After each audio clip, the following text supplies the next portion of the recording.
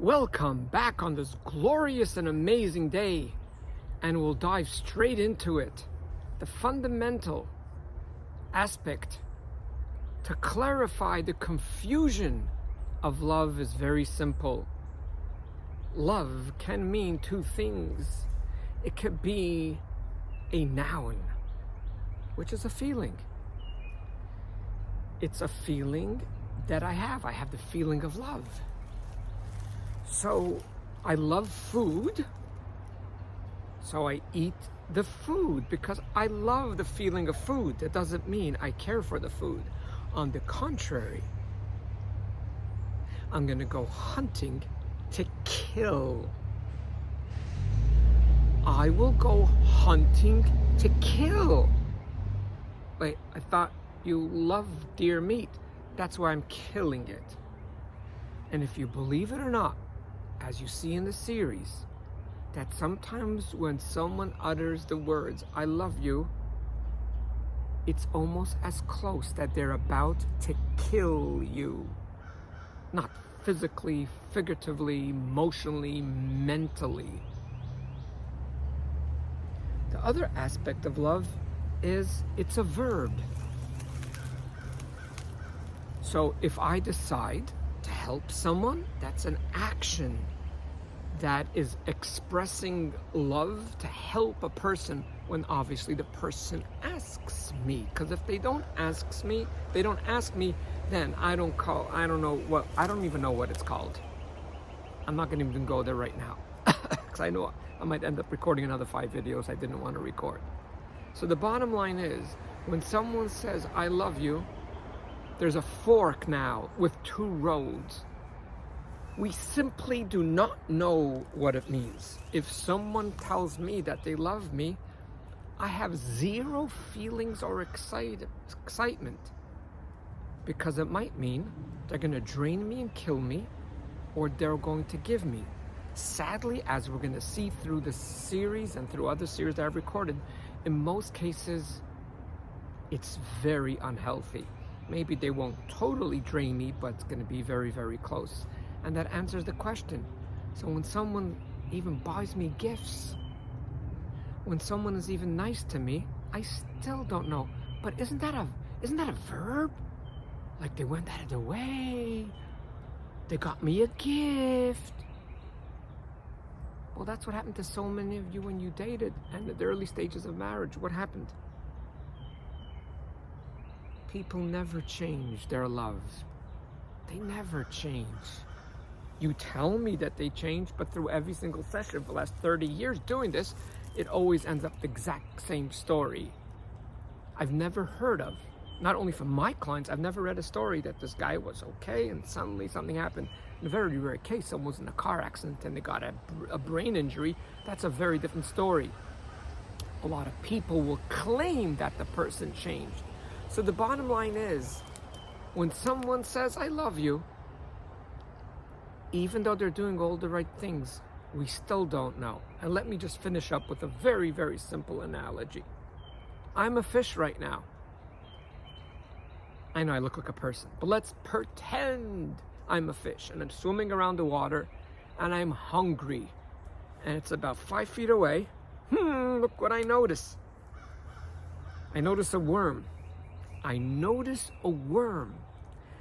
That is good food for me. I'm starving.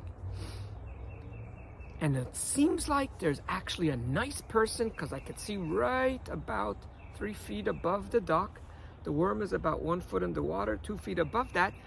It looks like a human being.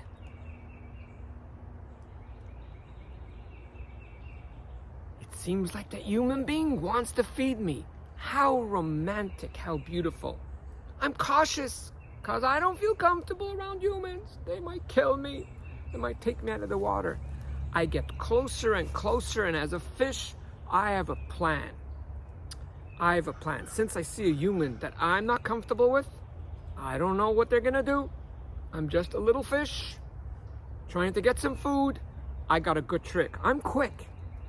I will get to that worm. I'm gonna yuck yum, that juicy steak that a human has. I'm just gonna bite into it and just take off. If they notice me, it's too late because I already took off. And I get closer and closer, and as a fish, my heart begins to race because I'm in the flight or fight mode, channel, the other word I forgot. And I come and I dive into that worm that I'm so excited that I was eyeing for the last minute and a half. And suddenly it's a weird worm. I get a pain and I'm stuck. I can't fly. I can't, forget about it. I can't eat the worm. I can't even move away. And I become frightened. And before I can even think, I'm out of the water. That's my life. I'm out of the water. And these massive hands hold on to me. Not only pull out the worm, pull out, it seems something, I don't know what it is. It's silver. It's pointy. And I'm dropped into a white pail to die. Or sometimes they explore, they look at me, and they go, nah, too small. And I'm all beaten up already. My whole mouth, I have to go now to a dentist, fix up my whole skin, go some surgery, and they whip me back into the water. Ladies and gentlemen, a worm is food for the fish, but not necessarily it is food for the fish. As we humans call it, bait. So many of you that have been in relationships know exactly what I'm talking about.